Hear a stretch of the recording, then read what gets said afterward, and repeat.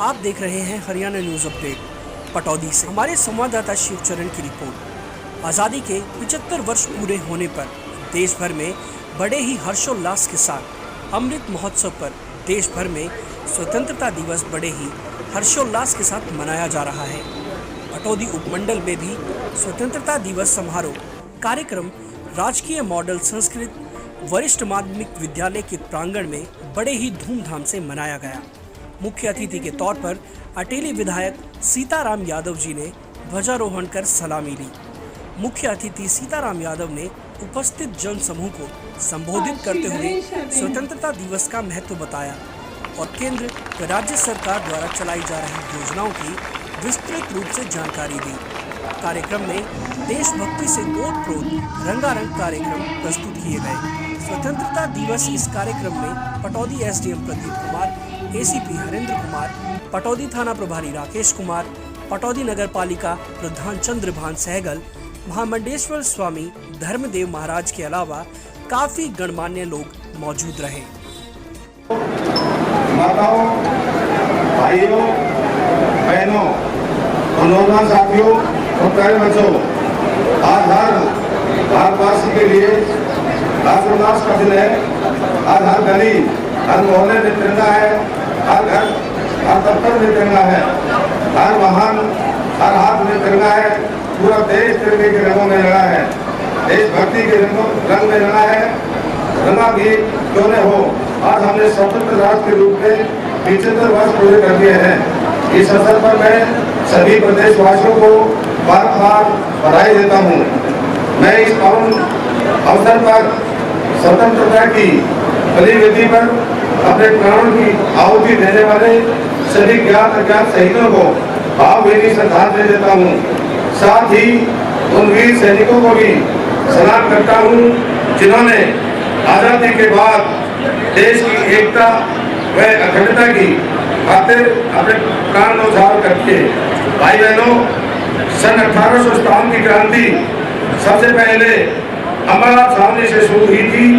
यहाँ से उठी चिंगारी ने न केवल प्रथम स्वतंत्रता संग्राम का रूप धारण कर ईस्ट इंडिया कंपनी के शासन का अंत किया, बल्कि आगे चलकर ऐसा जन आंदोलन खड़ा कर दिया जिसके बलबूते पर हम सन 1947 में अंग्रेजी हुकूमत को उखाड़ फेंकने में सफल है। सन 1857 की क्रांति के दौरान प्रदेश का हर गांव क्रांति का केंद्र बन गया था। भिवानी का रोहाना गांव, हांसी की लाल सड़क, झज्जर की लाल दिघी, महल का आजाद चौक और नसीरपुर और कावड़ू की लड़ाई अंग्रेजी हुकूमत के जुल्म सितम के खिलाफ हरियाणा वासियों के संघर्ष और बलिदान के साक्षी हैं। प्रिय प्रदेशवासियों, जो कौमें अपने सेनानियों, अपने शहीदों को याद नहीं करती, उनका अस्तित्व मिट जाया करता है। इसी उद्देश्य से सन 1857 की क्रांति के शहीदों की स्मृतियों को सहेजने के लिए अमरनाथ छावनी में शहीदी स्मारक का निर्माण किया जा रहा है। इसका कार्य लगभग पूरा होने वाला है। हरियाणा की माटी के लाल राज तुकाराम ने जिला महेंद्रगढ़ के नसीबपुर में अंग्रेजों का डटकर मुकाबला किया था। उनकी याद में वहाँ जल्द एक स्मारक बनाया जाएगा। इसी तरह रोहनाथ गांव के शहीदों की याद को ताजा रखने के साथ साथ इसे आदर्श गांव बनाने के उद्देश्य से हमने रोहनाथ फ्रीडम ट्रस्ट की स्थापना की है। भाई बहनों, बड़े गर्व की बात है कि प्रधानमंत्री श्री नरेंद्र मोदी जी के आह्वान पर आज पूरा देश आजादी का अमृत महोत्सव मना रहा है। इसी कड़ी में 9 बादशाह श्री गुरुदेव तेग बहादुर जी के 400वें प्रकाश पर्व पर पानीपत में राष्ट्रीय समारोह आयोजित किया गया। प्रधानमंत्री श्री नरेंद्र मोदी जी ने दसम पातशाह श्री गुरु गोविंद सिंह जी के साहबजादों जोरावर सिंह और फतेह सिंह के शहीदी दिवस 26 दिसंबर को हर वर्ष वीर बाल दिवस के रूप में मनाने का निर्णय लिया है। हमारे स्वतंत्रता सेनानी नेताजी सुभाष चंद्र बोस की जयंती को पराक्रम दिवस के रूप में मनाने की पहल भी की है।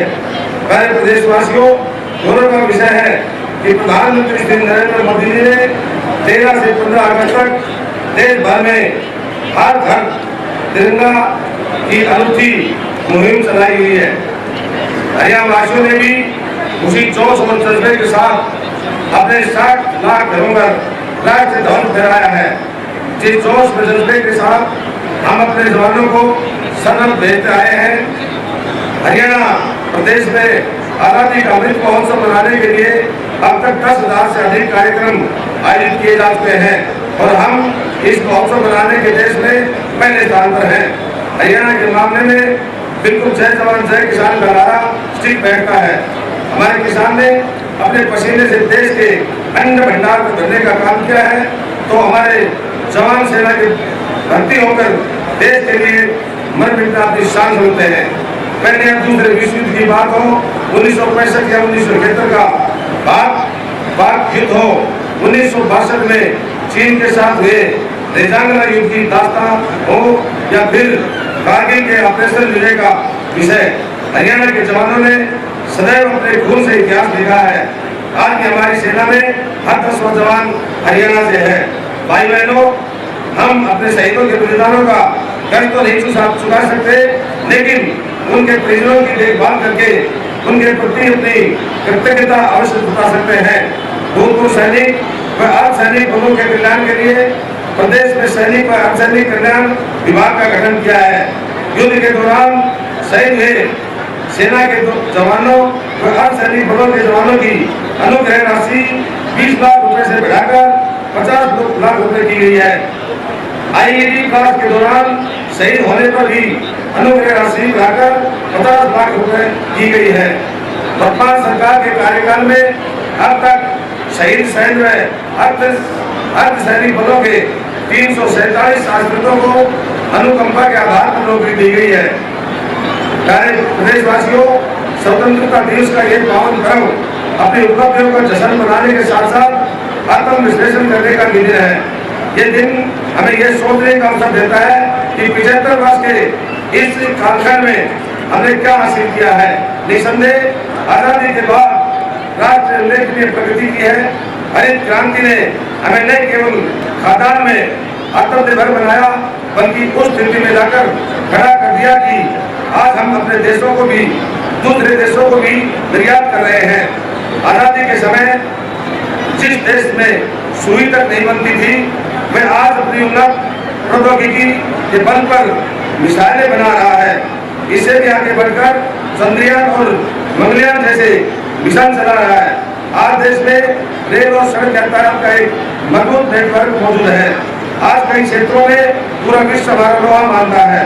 भाइयों बहनों, सुशासन से सेवा के संकल्प के साथ जन सेवा का दायित्व संभालने वाली वर्तमान सरकार ने प्रधानमंत्री श्री नरेंद्र मोदी जी के सबका साथ सबका विकास और हरियाणा एक हरियाणा एक के मूल मंत्र पर चलते हुए सबकी तरक्की और उत्थान के लिए काम किया है। महामना पंडित दीनदयाल उपाध्याय मानते थे कि तरक्की का लाभ समाज में आखिरी पायदान पर खड़े व्यक्ति तक पहुंचना चाहिए। यही अंत्योदय है। उनके इसी दर्शन के अनुरूप वर्तमान सरकार ने ई गणेश के जरिए व्यवस्था परिवर्तन कर सरकारी सेवाओं और योजनाओं का लाभ पंक्ति में खड़े अंतिम व्यक्ति तक पहुंचाने की जो मुहिम शुरू की थी, वह परिवार पहचान पत्र तक पहुंच चुकी है। इसके तहत सभी परिवारों के परिवार पहचान पत्र बनाए जा रहे हैं। इस एक मात्र दस्तावेज से सभी योजनाओं और सेवाओं का लाभ अब पात्र व्यक्ति को घर बैठे ही मिलने लगा है। परिवार पहचान पत्र के पोर्टल से सभी योजनाओं व सेवाओं के साथ जोड़ा जा रहा है।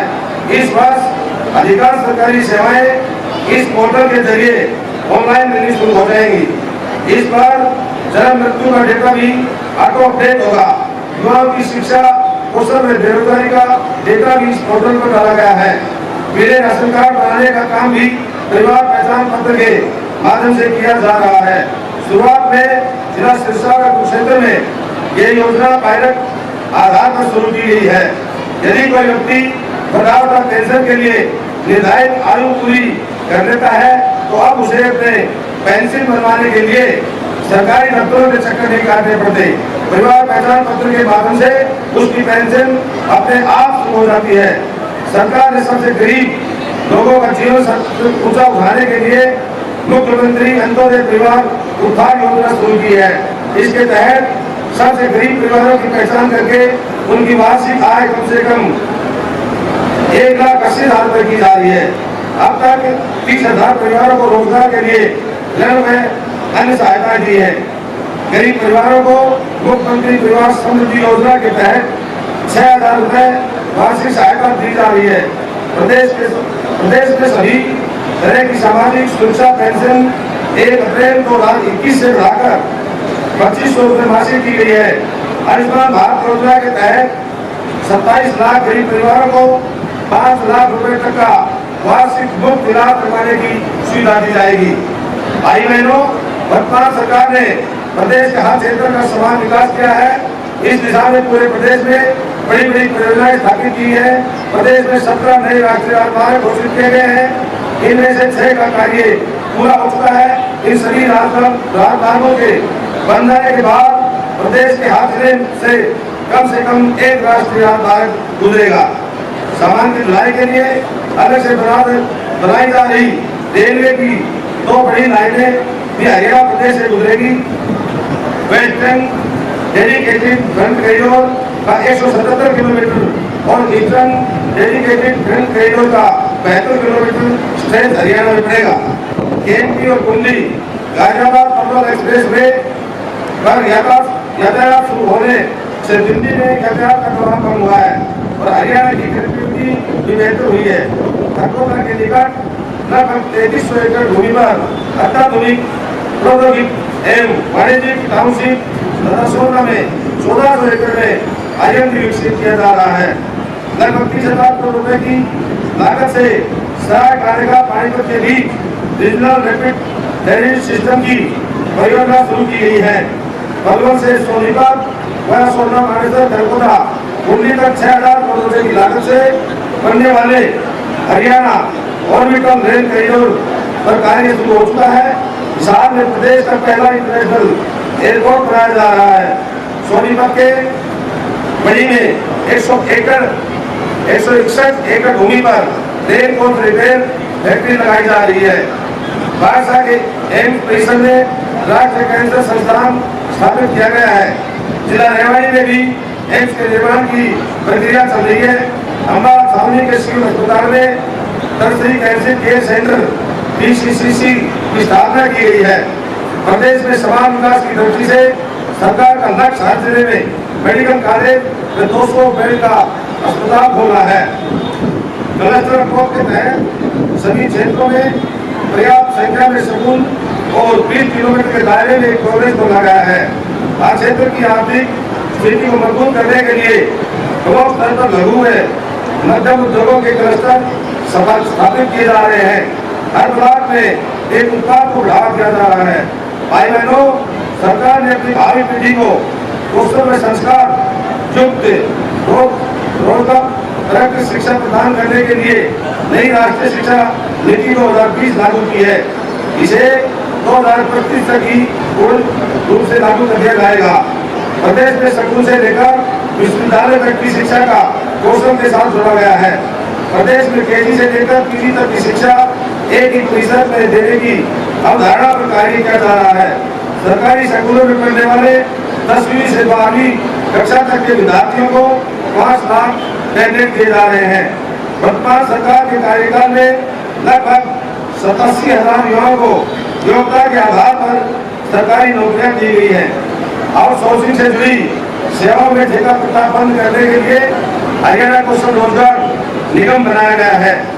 युवाओं को सरकार नौकरी के लिए बार-बार आवेदन करने पर फीस भरने से छुटकारा दिलाने के लिए एकल पंजीकरण की सुविधा शुरू की है। बार-बार प्रतियोगी परीक्षा के हिसाब दिलाने के लिए कॉमन पात्रता परीक्षा का प्रावधान किया गया है। प्रधानमंत्री श्री नरेंद्र मोदी जी ने हाल ही में अग्निपथ योजना शुरू की है, जिसका सबसे अधिक लाभ हरियाणा के युवाओं को ही मिलेगा, क्योंकि सेना में हमारे युवा ज्यादा भर्ती होते हैं।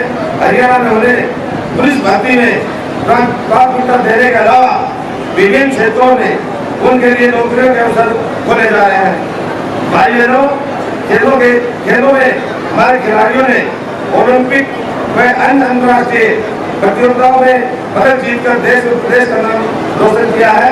प्रदेश में गत जून माह में खेलो इंडिया यूथ गेम 2021 का सफल आयोजन किया गया। हमारे खिलाड़ियों ने इन खेलों में 137 पदक जीतकर देश में प्रथम स्थान प्राप्त किया। हाल ही में बर्मिंघम में हुए कॉमनवेल्थ गेम में भारत को मिले 61 पदकों में से 20 पदक हमारे खिलाड़ियों ने जीते हैं। इनमें 17 पदक व्यक्तिगत सफलता और 3 टीम सफलता में शामिल है। हरियाणा देश का पहला राज्य है जो पदक विजेता खिलाड़ियों को सर्वाधिक नगद पुरस्कार राशि देता है। वर्तमान सरकार ने खिलाड़ियों को 335 करोड़ रुपए से अधिक के नगद पुरस्कार दिए हैं। उत्कृष्ट खिलाड़ियों के लिए सुरक्षित रोजगार सुनिश्चित करने हेतु खेल विभाग ने 550 नए पद सृजित किए गए हैं। इससे खिलाड़ियों का अब अपने कैरियर की चिंता नहीं रहेगी। प्रिय प्रदेशवासियों, सरकार महिलाओं को सुरक्षित परिवेश मुहैया करवाने के साथ साथ उन्हें आर्थिक और सामाजिक रूप से भी सशक्त करने के लिए प्रतिबद्ध है। इस दिशा में पंचायती राज संस्थाओं में महिलाओं को 50% प्रतिनिधित्व दिया गया है। महिला सुरक्षा को सुदृढ़ करने के लिए पुलिस बलों की संख्या 15% की जा रही है। महिलाओं को रोजगार देने के लिए 51,000 से अधिक स्वयं सहायता समूहों का गठन किया गया है। भाइयों और बहनों, किसान समृद्ध होगा तभी प्रदेश में समृद्धि में खुशहाली आएगी। इसलिए कृषि सुधार और किसानों के उत्थान के लिए कई अहम निर्णय लिए गए हैं। MSP पर फसल खरीद की बात हो या प्राकृतिक आपदा से फसल नुकसान की भरपाई का विषय सरकार बीज से बचाव तक हर कदम पर किसान के साथ खड़ी रही है। MSP पर 17 फसलों की खरीद करने वाला हरियाणा प्रदेश का एकमात्र राज्य है। सरकार ने प्राकृतिक आपदा से खराब फसलों के लिए मुआवजा राशि 12,000 से बढ़ाकर 15,000 रुपए प्रति एकड़ की है। आज फसल विविधीकरण करने की मांग है। बागवानी इस दिशा में एक क्रांतिकारी कदम हो सकता है। हरियाणा देश का पहला राज्य है जिसने बागवानी फसलों को मौसम की मार से बचाने के लिए मुख्यमंत्री बागवानी बीमा योजना शुरू की है। प्रदेश में पशुपालन को प्रोत्साहित करने के लिए किसान क्रेडिट कार्ड की तर्ज पर पशुधन किसान क्रेडिट कार्ड योजना शुरू की गई है। भाई बहनों, हमारी अर्थव्यवस्था को आगे बढ़ाने में उद्योगों का बड़ा योगदान है। रोजगार सृजन में भी इनकी अहम भूमिका होती है। इसलिए सरकार ने हरियाणा उद्यम एवं रोजगार नीति 2020 लागू की है। इस नीति का लक्ष्य 5 लाख नई नौकरियों का सृजन करना, 1 लाख करोड़ से अधिक का निवेश जुटाना और निर्यात को दोगुना करना है। उद्योगों की कॉस्ट ऑफ डूइंग बिजनेस को कम करने हेतु औद्योगिक प्लांटों के लिए विशेष लीजिंग पॉलिसी बनाई गई है। प्रदेश में ब्लॉक स्तर पर लघु व मध्यम उद्योगों के क्लस्टर स्थापित किए जा रहे हैं। सरकार की उद्योग हितैषी नीतियों के फलस्वरूप स्टार्टअप इंडिया कार्यक्रम में हरियाणा अग्रणी राज्य के रूप में उभरा है। भाई बहनों, प्रदेश के गांवों का विकास सरकार की सर्वोच्च प्राथमिकता है। जल जीवन मिशन के तहत हर घर में जल से नल पहुंचाने वाला हरियाणा देश का पहला बड़ा राज्य है। गांवों को लाडवाला मुक्त करने की हमारी योजना को केंद्र सरकार ने स्वामित्व योजना के रूप में पूरे देश में लागू किया है। ग्रामीण क्षेत्रों को डिजिटल बनाने के लिए ग्राम दर्शन पोर्टल शुरू किया गया है। ये पोर्टल गाँवों का साइबर बेस है। इस पर 6,197 ग्राम पंचायतों का डिजिटल डाटा उपलब्ध है। पंचायती राज संस्थाओं के सशक्तिकरण के लिए विभिन्न योजनाएं जिला परिषदों को हस्तांतरित की गई है। जिला परिषद के अध्यक्ष को DRDA का चेयरमैन बनाया है। सरकार ने नगर निकायों और शक्तियों के विकेंद्रीकरण के लिए कई कदम उठाए हैं। शहरी निकायों को मजबूत करने के लिए हमने मेयर का प्रत्यक्ष चुनाव करवाया है। पंचायती राज संस्थाओं और शहरी स्थानीय निकायों की वित्तीय स्थिति मजबूत करने के लिए संपत्ति के पंजीकरण और स्टाम्प शुल्क का 2% राजस्व इन्हें प्रदान किया गया है। शहरों में आधारभूत संरचना सुदृढ़ बनाने की दिशा में करनाल, गुरुग्राम, फरीदाबाद और पंचकुला को स्मार्ट सिटी बनाया जा रहा है। प्रदेश में पर्याप्त गुणवत्तापूर्ण बिजली मिल रही है। हमारा गांव जगमग गांव योजना के तहत प्रदेश के लगभग 80% यानी लगभग 5,600 गाँवों को 24 घंटे बिजली दी जा रही है। प्रिय देशवासियों, हरियाणा में सबको आधुनिक चिकित्सा सुविधाएं मुहैया करवाई जा रही है। प्रदेश में 231 प्रकार के ऑपरेशन, 69 प्रकार के टेस्ट और 23 प्रकार की दंत चिकित्सा मुफ्त की जाती है। साथ ही 460 दवाइयां भी मुफ्त दी जाती है। प्रदेश में चिकित्सा सुविधाओं का निरंतर विस्तार किया जा रहा है। आयुर्वेद चिकित्सा पद्धति को आयुष्मान भारत योजना से जोड़ा गया है। इसके लिए प्रदेश में Ayush health and wellness centre स्थापित किए जा रहे हैं। मैंने का अभिप्राय है कि वर्तमान सरकार ने पिछले 8 वर्षों में जातिवाद, क्षेत्रवाद, भाई भतीजावाद से उठकर काम किया है। आइए स्वतंत्रता दिवस की 75वीं वर्षगांठ के इस पावन अवसर पर हम देश और प्रदेश को सशक्त, स्वच्छ, समृद्ध और खुशहाल बनाने के लिए एकजुट होकर काम करने का संकल्प लें। जय हिंद।